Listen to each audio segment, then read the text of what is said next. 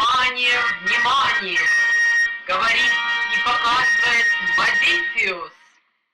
Welcome to Modiphius Calling, and we're talking about the Conan role-playing game, which the Kickstarter launches on February 15th. And for more information on that, we're going to go to Berlin, and that's where Jason Durall is, and he is the line director. So, Jason, the Conan that we're trying to express in this game is a very specific, I guess, version of Conan, but you probably can elaborate.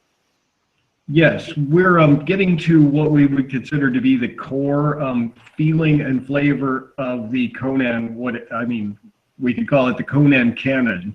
We're looking at the 17 stories that were published, I guess 16 stories and one novel that Robert E. Howard wrote, and we're using those as the core of what we're building our game off of. There is thousands of comics, of other books, of the movies, there's television series, there's a cartoon series, computer games, previous role-playing games, all sorts of different approaches to Conan, and we're really focusing on Robert E. Howard's work primarily. Just that's what we're focusing on, and that is one of the distinguishing features with what we're working on. The other thing we're doing is, like I said, we're really going for the tone of Robert E. Howard, and that is something that I think when you look at all the pastiche stuff that's out there, you kind of have to take there's a lot of really good stuff, but also a lot of stuff that's not that great, or might be just different in tone. And so we're looking at what Robert E. Howard wrote, and anything we build off of that will be definitely in the tone of what Howard created.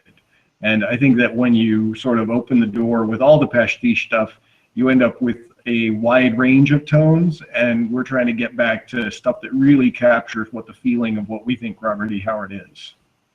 Briefly, what's the difference between the pastiche stuff and the original Howard, I guess? And I guess by pastiche, we mean the comic books, the movies, etc. Yeah.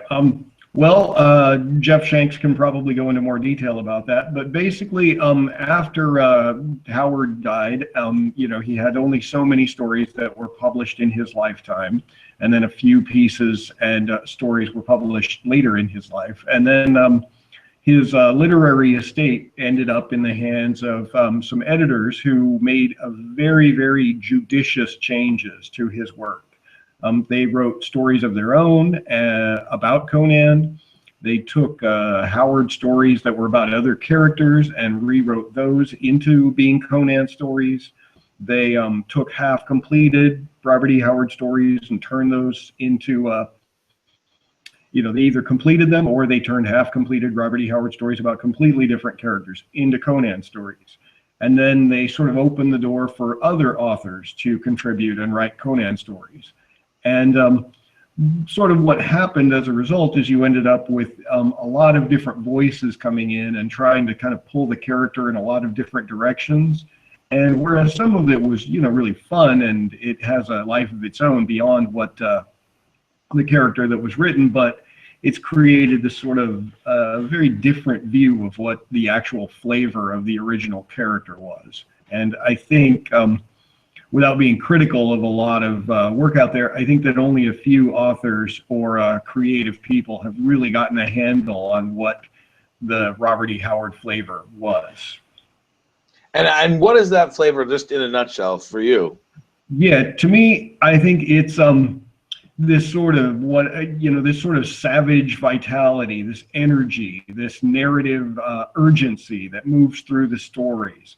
I mean, Howard, he did lay out a world, and he gave it a bunch of history, and he linked it to existing real-world cultures through both the names he used and cultural equivalents, so that he could write these stories without getting hung up on historical detail, but also so he could kind of jam everything together like some great big Hollywood backlot, where it's like this corner is desert adventure, and over here is Viking adventure, and right here is crazy jungle mystery, and then there's sweeping medieval intrigue in this area, and Arabian Nights style fantasy. He jammed all those together into this world. But at the same time, there was sort of this notion of Conan as this very, this driving force. Like whenever he shows up, he's usually on the move. He's got something to do. He's got some, really rigid goal that he needs to accomplish, and there's never any question about like what he'll do next. He's not a character who pauses a lot and thinks about things, and because he's rarely full of indecision, which is something that I think a lot of traditional like traditional approaches to the character or fantasy want to give characters moments of self-doubt, or they want to have bits where they consider what to do next, and that's great drama, but in some cases it's not really the energy that Howard was bringing to those stories. I mean, he wanted to just grab the readers by their, either by their collars or by their hand, and just pull them through these stories as quick as possible and get them invested in, all the stuff he had to do. And the other thing is he rarely repeated himself. I've been going through the Conan stories and noting like where things happened and what things, like what stories took place where, and there were very few instances where Conan went back to the same area. And so one of the things that a lot of the pastiche stuff does is it sort of comes back and does a little bit of the greatest hits, like stories happen again and again in the same locations. And I think that we're trying to stay true to the flavor of Robert E. Howard by giving players new stuff that sort of draws on the same influences that he drew upon. Okay. It seems like it's a lot to sort of fit into a game. So tell me a little bit about the scope and scale of the Kickstarter project and what the line is going to look like. Okay, well, we're going to have a big, meaty core rule book that will be very approachable, though. It's aimed at getting players in and giving game masters all the tools they need to create and run exciting games. We've got gorgeous art. Jeff can talk more about that. But anyway, players should be able to have the core rulebook and have everything they need to play.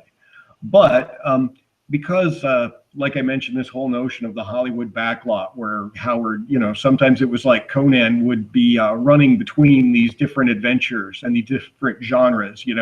He's in a pirate adventure in this story, and now he's on the, on the edge of Aquilonia and their frontier, where he's at the Pictish wilderness, and it's sort of cowboys versus Indians in this area. And so what we'd like to do is we're going to do a series of source books that are going to come out like right after the core book.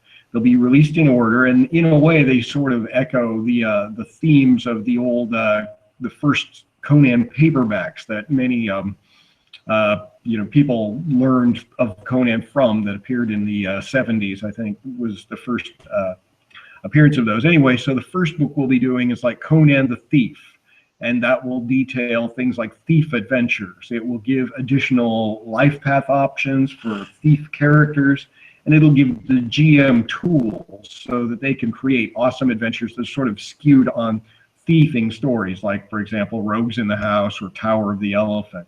Stories where the characters are kind of on the rough side of the law, and they're getting into trouble, and they're out for gold through sort of less than honorable means.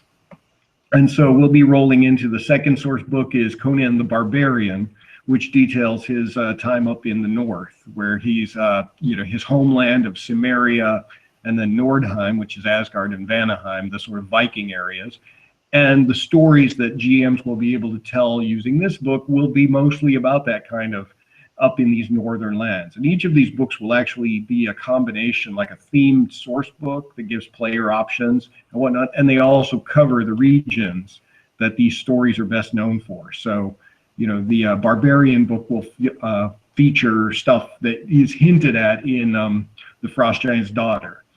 And then, we'll cover other and nearby areas like Hyperborea, and, we'll cover Cimmeria, which no one, Howard never actually wrote about in his stories. He just described it through the mouth of Conan and through bits of narrative, but we never actually went there in the stories. But we'll be doing that. And then we'll be following it up. I don't have the exact order. I suppose I could look it up really fast, but we're doing books on Conan the Mercenary, when he travels to the Middle Kingdoms in the Hyborian era, and he enlists as a mercenary, and that'll give guidelines for how to play games with mercenary-based characters who form a military band and The concept right now is that it'll give guidelines for what we consider squad level combat, like, having your group of characters fighting other groups of characters or slightly larger. And it'll cover those sections of the world that Conan was a mercenary in. Then we'll be doing Conan the Pirate, which will detail his piracy both on the coast of Aquilonia, Zingara, up and down by Stygia and into the kingdoms of the south, and also covering the Vilayet Sea area where he was a member of the Red Brotherhood. And it'll talk about piracy or pirate action in that area. And so, and it'll have rules for ship-to-ship combat and expand on a lot of the notion for running pirate-based campaigns or naval-based campaigns. And then other books we'll be doing are Conan in the Kingdoms of the South, where we cover when he went south of Stygia and explored all of the various kingdoms down there, and sort of these jungle warfare and various, the ancient ruins hidden in these lost lands. Some of those. We'll be doing Conan in the Mysterious East, which is when he goes out to the lands that are like Iranistan, and I'm looking over at my map now, the deserts. And anyway, those kinds of areas will probably get him to Vendia, and covering all these areas that were only hinted at or described very loosely in stories like People of the Black Circle. We'll be doing, let's see, Conan the Brigand, which covers Conan's time as a bandit, and will be providing guidance for those kinds of campaigns. And I think one other that's escaping me at the moment. But then anyway, this source book chain culminates in Conan the King, which will be probably the biggest of the books, which will cover basically, with this, the GM can actually have the players rise to levels of, they could be generals, or maybe the characters like Conan, one or more of them could rise to the level of kingship. And it'll provide rules for managing domains and that kind of gameplay, which should be pretty cool. So, like I said, the GM can basically look and decide, oh, this source book sounds pretty cool, we'll do this, or they can jump back and forth and do adventures like each week in some new setting or some new style of gameplay. That's one thing that Robert E. Howard did a lot with the stories, is he kind of went into these very detailed level stories where Conan is, rogues in the house, where Conan's just basically a sneak thief breaking into somebody's, nobleman's house and having trouble with guards. And then, he begins Phoenix on the Sword, where Conan's a king, sort of trying to decide how to manage his empire. So, and did these stories happen like in sequence or out of sequence? Robert E. Howard wrote them out of sequence. We're going to be providing a rough chronological order, though, so that it's not quite so schizophrenic. So we're following the chronology that we all agree on is the best order of what Conan's campaign would, or what his career would be, and we'll be releasing the source books in that order. But GMs can buy them in whatever order they want. It sounds like there's a tremendous amount of material and setting and world and occupations and things like that and themes. How will the GMs go about creating adventures in the world? I mean, will there be published adventures, or will there be more adventure seeds, or how do you sort of take all that as a GM and sort of compress it into, this is the adventure that I'm running this week? Well, we're going to be doing a couple of things. The first of all will be the actual nature of these source books. A common thing for rule books or games that are based on famous IPs is to just go into the detail level, providing like, city by city, this is what the city is like, this is who lives there, these are the politics. We're looking more at like the way Howard presented these areas in very broad strokes, giving the GM lots of tools and lots of pieces of information and sort of chunks of stories that they can sort of slot together to make their adventures and their campaigns. We're talking a little bit about, sort of like the notion of what kind of stories would you play in this area, and giving a lot of like themed adventure seeds and like that. We'll also be providing, we're working on 3 or 4 campaigns we have pitches for or outlines for at the moment, and we've got a small army of people working on standalone adventures. So, and every one of the core source books will be having quite a number of adventure seeds. So, and in the published adventures, will you have like little boxes of flavor text for the GM to read? I might be alone in this, but I really love those. I think that everyone I've seen so far does. It's a pretty standard thing. I'm not sure why we would not have one, but if there's a good reason to not have one, we won't.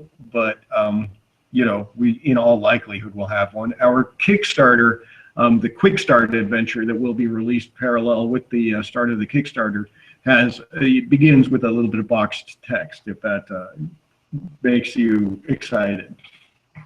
There have been times when I've just like basically just gotten the game and I'm running it and I just open the book and I am reading it for the first time. And I read the flavor text and then the players figure out what they're going to do and I read the next thing. I think those are fantastic. Can you tell us more about, well, there's a lot to unpack here. With Conan the King, I mean, one of the issues that you have with some games is that characters start at first level, and by the time they get to 20th level, it's like they're super rich. They have armies of retainers. They have castles, and unless the GM really works hard to kind of like bring up trouble or create issues with those, it's sort of like, well, what do we do now? So when you're talking about like the Conan the King level play, what mechanics or how is it going to be presented so that it's still a challenge, it's still fun, etc.? Well, we'll be looking at the core stories. I mean, that provides a lot of like guidance for that. The first Robert E. Howard Conan story that was published was The Phoenix on the Sword. And in that, I mean, the first time Conan appears, he's in his throne room correcting a map, which I always think is a fascinating detail about Conan. He's not soaked in blood. He's not coming off of a battlefield or being chased by an army. He's sitting in a throne room. He's achieved everything he ever wanted, and he thinks it's important to correct a map, to show like where his homeland is and what the borders and the coastline looks like. And his counselor is saying to him, hey, there's some peasants, or they're kind of full of unrest. There's this poet who's stirring up all sorts of discontent with you and making everybody look back at the guy you killed, the previous king. They're looking back fondly with him, and they think of you as like some red-handed slayer. You're not worthy of the throne. And Conan is like, well, I can't kill a poet. That would be ridiculous. That's just not something I can do. And so, but he needs to contend with an assassination attempt by this conspiracy against him that's being worked on with Thoth Amon, his one of the greatest enemies. He never actually faces that much. But anyway, so this story, he's at the king and he's dealing with assassins charging into his bedchamber trying to kill him. He's dealing with concerted efforts from ex-nobles to oust him from the throne. Then there's the story, The Scarlet Citadel, which begins with Conan in the middle of a giant mass combat where he's facing people who have challenged him for the throne.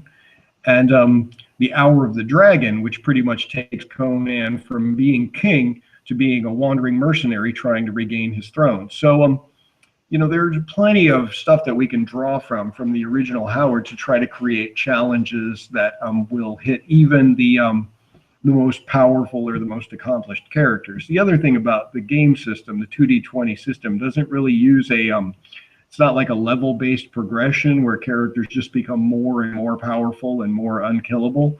It's the kind of game where anyone, if they are lucky enough or have enough fortune at their back, they can kill a king.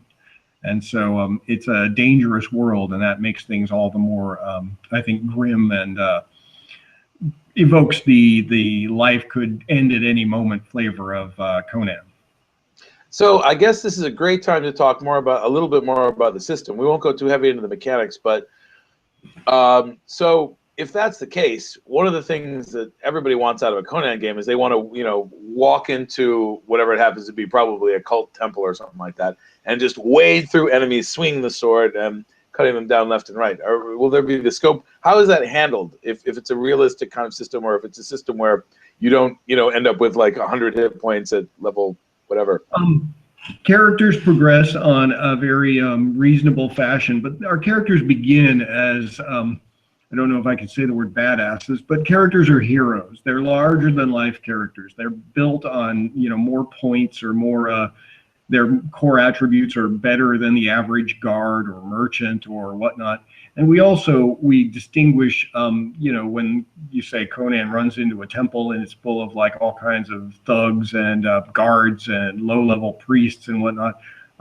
We've got a minion system where minions they represent the sort of faceless characters who get cut down very easily. And that will help us distinguish between, the sort of, I guess, cannon fodder characters that Conan chews through in rapid succession versus the really dangerous enemies that he might fight. And players will have the same thing. The other issue is we've got a system called momentum, where your characters, when you roll well and you get extra successes, you can actually use momentum between each other. Like the players can share momentum so that they can use other characters' extra successes to help themselves later on. It's one of our, it's like a fate point mechanic, where basically you can do things like buy extra dice to roll above and beyond the 2d20, or you can pay for extra damage, or you can introduce story elements, or just do a number of things like do a task faster, or take a desperate action that's at a slightly more difficult chance to succeed. So the system lets characters do extraordinary things in extraordinary circumstances. And for people who aren't familiar with the 2d20 system, if you could just tell us briefly what it is, and then how it's been, and you've mentioned some ways already, but just in what ways it's been modified for the Conan game?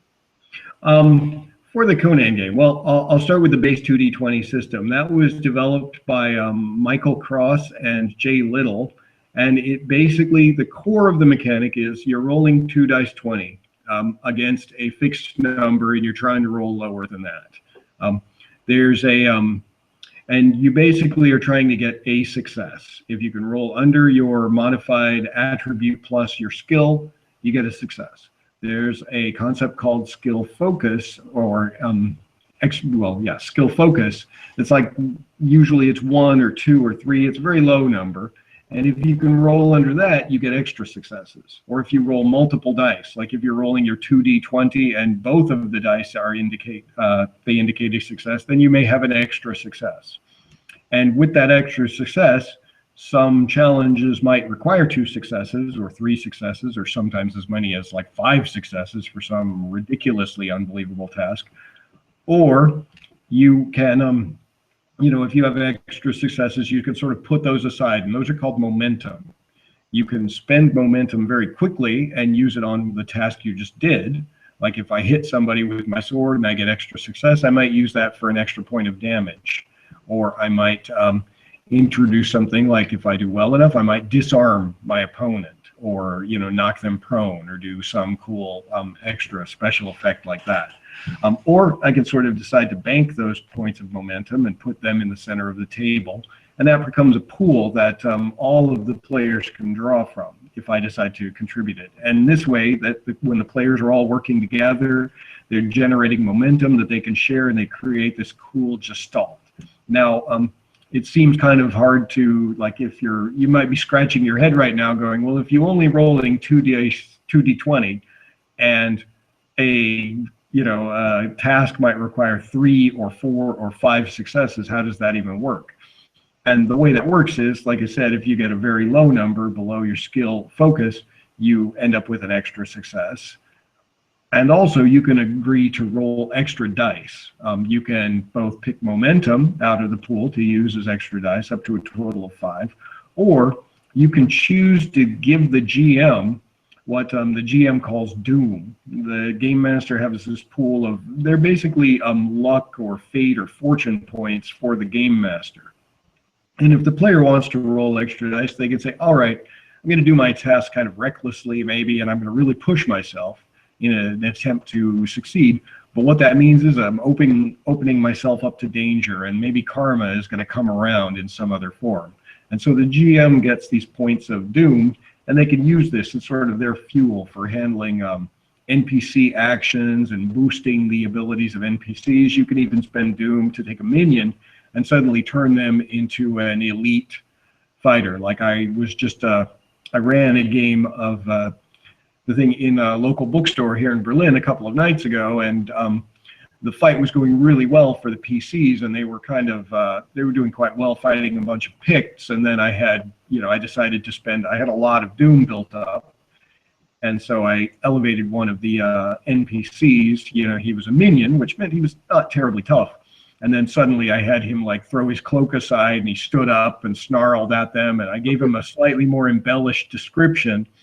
And the players were like, oh, he's like, a named bad guy now. And suddenly the fight with him was a little tougher. And so, we kind of do stuff like that with the Doom system to really push that this is a dramatic system, with strong narrative elements.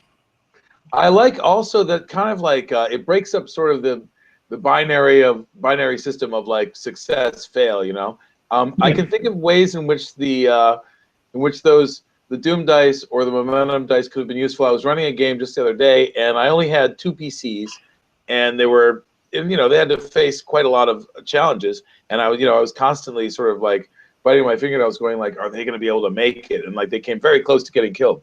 But if they had, which is great, but I mean, but I think if I were to run a game, and maybe it's good for people who are running a smaller number of players or low-level players or inexperienced players, to have those kind of additional pools available.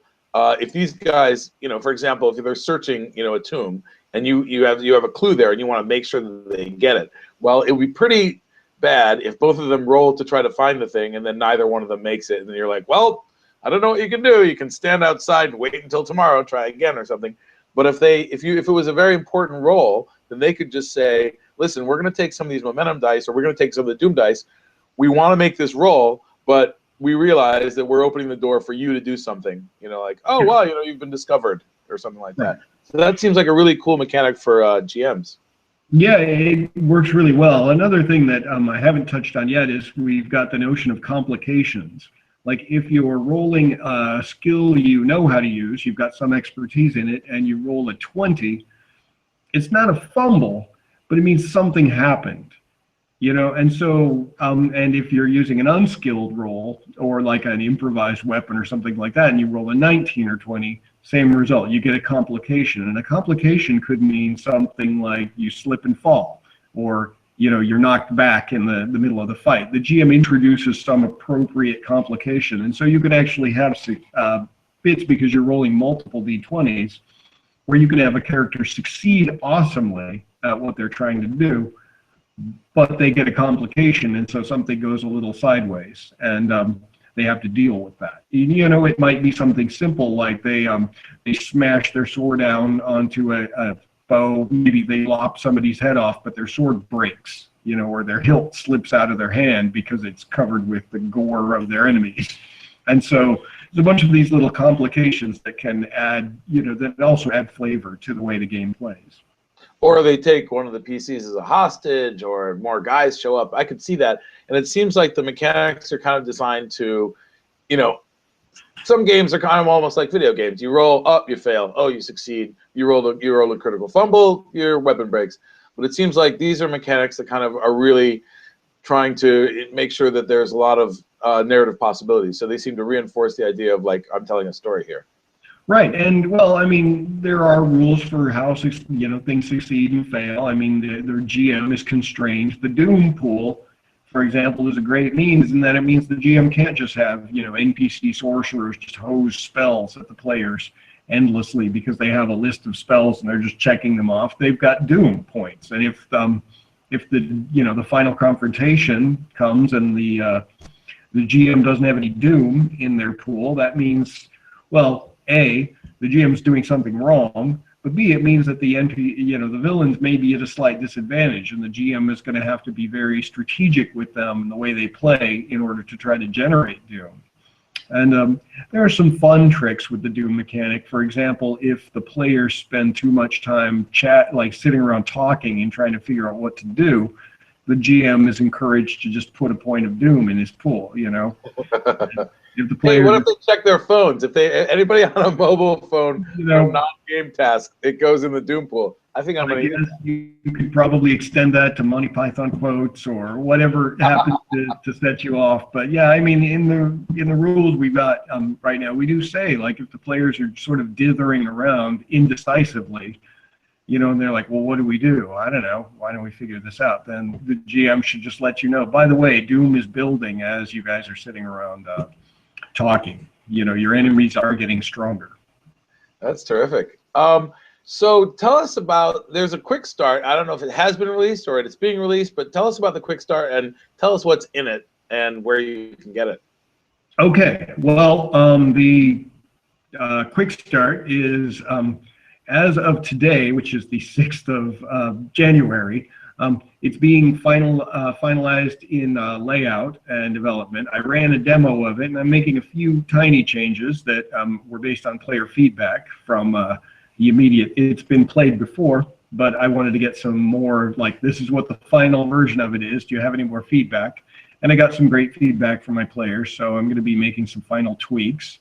And it is roughly, I mean, right now it's about 40-some pages. It'll be available as a free download on the Modiphius site once the Kickstarter goes live. So you out there in Game World, if you are looking at this, it's probably available now for you to download, and maybe through the miracle of the internet, we'll provide an email or a URL for you to click on to download it directly. I don't know. They tell me such things are possible. But anyway, what it contains, it's got a great cover by Carl Cricklow, an original cover. It covers an introduction to who is Conan and why do we think he's important enough to write a game about. It talks about what the world of Conan is, the area, the place. Some people incorrectly call it Hyboria, but it's really the Hyborian age of Conan and these countries. And I give a quick, I wrote a quick overview of what those countries are and what the feel for the world is, along with a little, like a sort of shorthand guide so that you can understand, like, if I say Cimmeria in game, I'm talking about a country that's kind of like medieval Ireland. If I say Nordheim, I'm talking about two countries called Asgard and Vanaheim, and they're kind of Viking Age Norway and Sweden. You know, and so it goes through and talks about what these countries are so that the players can have a good idea about what they are when you mention them, so they're not just a bunch of random names. And then it leaps into a section detailing the rules, all the rules you need to play a quick starter adventure. And it's got 7 pre-generated characters ready to go, drawn from a variety of locations up in the north. And the core quick start adventure is called To Race the Thunder, and it pits the player characters against an invading army of Picts on the area between the Thunder and the Black River.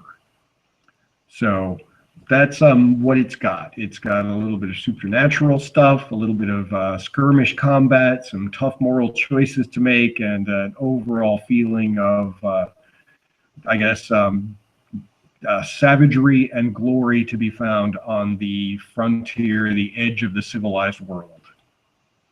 Okay. Will you be able to make your own character with a quick start, or does that wait for the rulebook? No, that's a little too much outside the scope of a quick start adventure. You'll have to get the core book for that.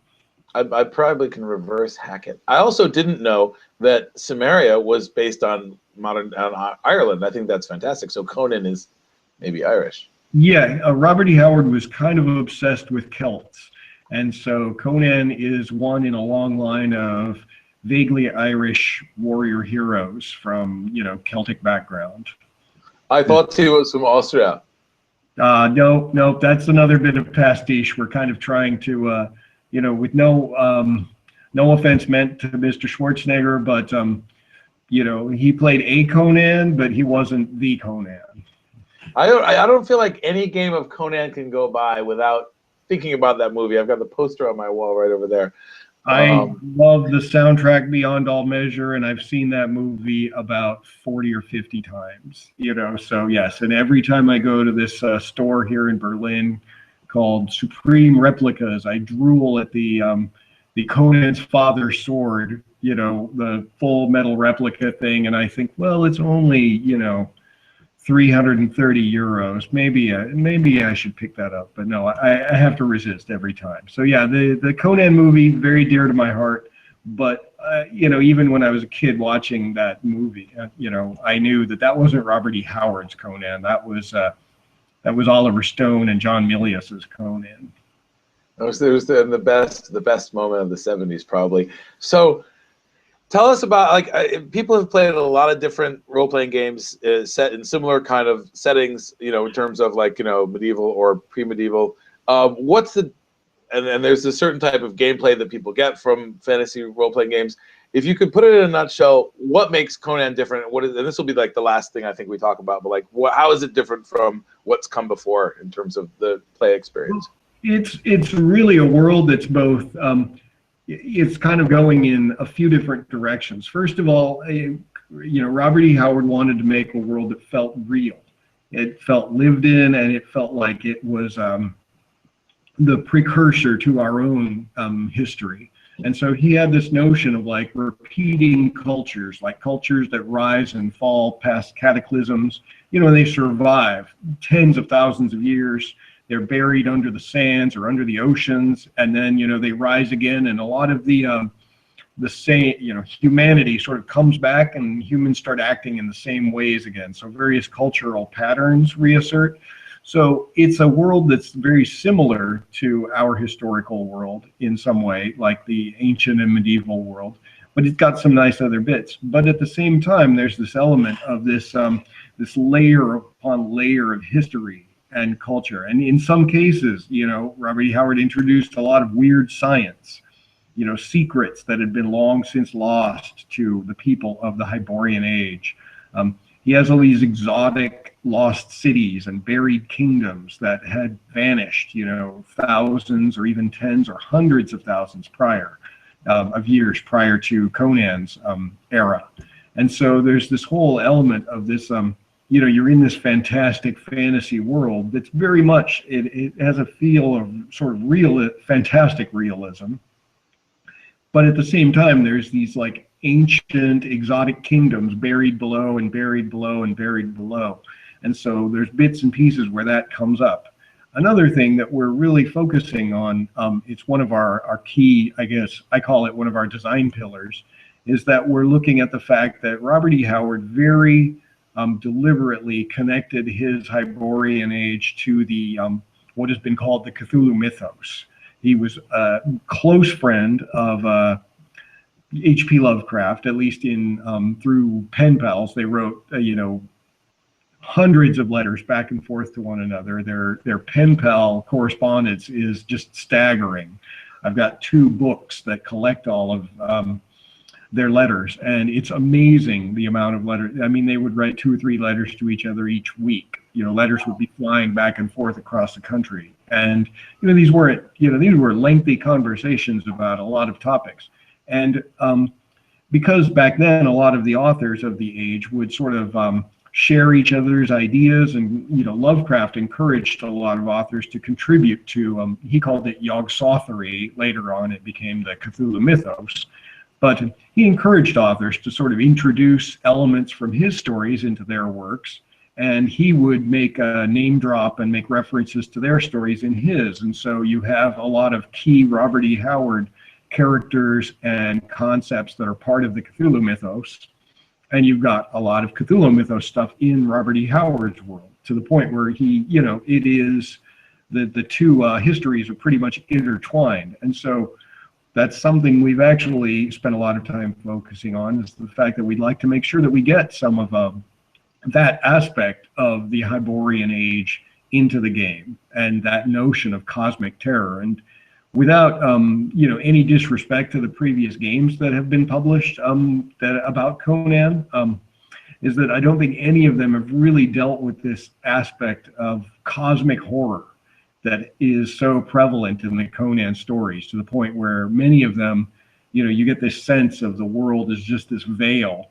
and behind it is just insane, empty, black horror. And, you know, there are quite a few instances in the Conan stories where characters just suddenly have this moment of clarity where they realize how terrible and frightening the universe is, and what a tiny speck of dust humanity and the world is that they're in. And we're not saying we're going to crush players' spirits with that, but we're going to be trying to evoke that element of that, you know, the cosmic horror, bringing that into the setting as well. Well, it's a good thing that Conan didn't spend a lot of time like reading Nietzsche and pondering philosophy. He was self-actualized. Yes, he was his own man, and he definitely was very content to live in the moment. You know, as they say, he was very present.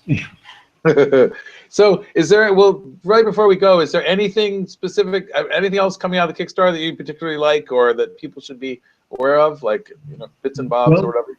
We've got a lot. I only touched on the core line of source books that we're looking at. Some of the other ones we are in development on. We're doing a book called Nameless Cults, which will detail the gods and mythologies of the Hyborian Age. And fans of H.P. Lovecraft know that Nameless Cults is the book, one of the core books of the Cthulhu mythos.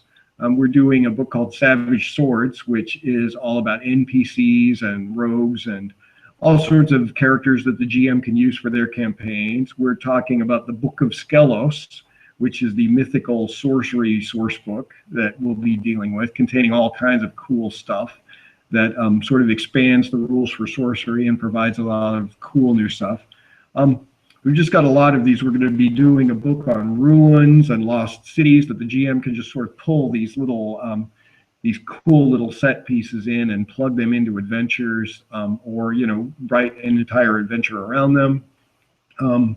And the Kickstarter is going to come with a lot of really amazing stuff. We're going to be introducing, or rather revealing, a lot of awesome names for artists, a serious dream team. I don't think any RPG has ever had a more stellar lineup of top line fantasy artists and people associated with the Conan IP than, you know, anywhere. I don't think it's ever happened. I'm kind of amazed at the names that I see coming in on my inbox, you know, and giving art advice, like feedback to some of these legend people that I grew up admiring their art. And we've got a lot of cool extras. There's the collector's edition version, which is sort of the Chris Birch, the publisher, he calls the Granny's Bible cover, which is like a soft leather embossed cover for the core book. Rather than being the like leather hardcover, it's going to have that soft, flexible feeling to it, so it feels like some old magical book you might have, or some heirloom that might be on your shelf in the family library. That's like the Sandman. I've got the Sandman Absolute editions, and they're in leather. It's a hard leather, but I mean, it's like, how can you not get that? Yeah, and we've got. Yeah, we're talking about a leather-bound map. We've got some specialty dice that make the gameplay easier, and a lot of cool, like, little tchotchkes and game aids, sorcery cards, various things. We're looking at an amazing set of gaming tiles that, you know, like, for example, miniatures are not required at all to play the game, but even people who don't use miniatures can use these as exotic set pieces. You know, you pull out one of these gaming tiles, you lay it down, and players have a clear idea. You know, it starts their thinking about where are they in this thing. You don't have to use miniatures, they can just point.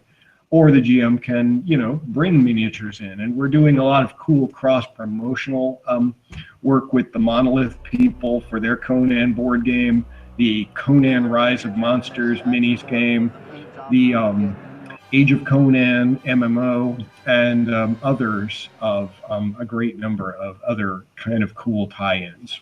So lots of awesome stuff will be revealed when we start launching this this Kickstarter, and as both initial goals and as stretch goals. Well, I know a lot of people are excited about it. I talked to one guy, a game designer, who said, "Oh, I'm doing my Kickstarter, but I'm going to wait until Conan's over." So 2016 is going to be the year of Conan. We're all going to have a big shelf full of Conan books. I'm really excited about it. I think the movie's coming out soon, So I think we're going to have I think it's Conan is going to hopefully really come back and enter the public consciousness in a way probably not since 70s, I guess. Yeah. Well, I mean, it's always been around, but sometimes he's risen, sometimes he's kind of gone back into the shadows. But no, we're really aiming to make Conan come out in a big way, and with the all of the associated products that are coming out, the Monolith game, the Pulposaurus minis game, the new survival-based MMO from the Funcom people, and just a lot of stuff. And I think that hopefully it'll be a bit of a Conan Renaissance 2016. It sounds like it will. All right, it's been great talking to you, Jason, and Great talking to you. You probably, even though it's the weekend, I'm sure you probably have more work that you got to do. So we'll let you go. There's so much to do. So much to do. I've got to get back to so many of my poor writing team. I apologize for all the delays. I'll get your stuff to you, I promise. All right. Take care. Thanks. All right. Take care. Good night. Now, we just talked a little bit with Jason about Conan's philosophy, or lack of it. Faux Pop Media have produced a documentary called The Riddle of Steel, the definitive history of Conan the Barbarian. Here, Daniela Bolelli explores Conan's philosophy and how it can be an example for all of us. Conan, to me, is, if it doesn't sound too crazy to say, is kind of an existential hero to some degree. Because once you move beyond the muscle and swords and stuff, a theme that keeps popping up in all of our story is the relationship with death. A relationship with the fact that you build this character who's literally larger than life, and still over and over he hits his limitations, the situation where he can get killed, and he may get killed. And the interesting part is how the character deals with it, where regularly you have this sense of Conan going, if I die, I die. Until then, I'm gonna have a good time. And story after story after story, Howard keep hitting on that spot. And that to me is a beautiful philosophy, the way he articulates it, but rather than articulating in pompous philosophical fashion, let me tell you about existential, he puts it in a very relatable kind of way, in a way that you can just have mindless entertainment, and at the same time it's not mindless at all, and there's a lot more depth to it. It really boils down to the relationship with a universe that may or may not make sense, and more likely than not there may be no meaning in life, or there may be nothing else. How do you deal with that? That's heavy. The fact that everybody has to die and nobody has any idea what happens after you die.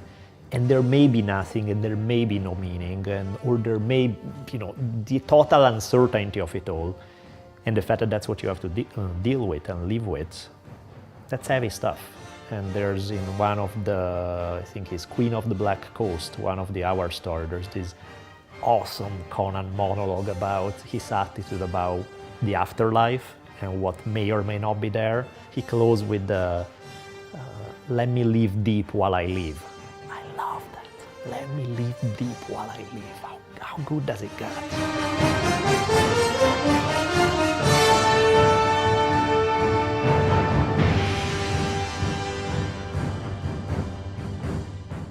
Внимание, внимание!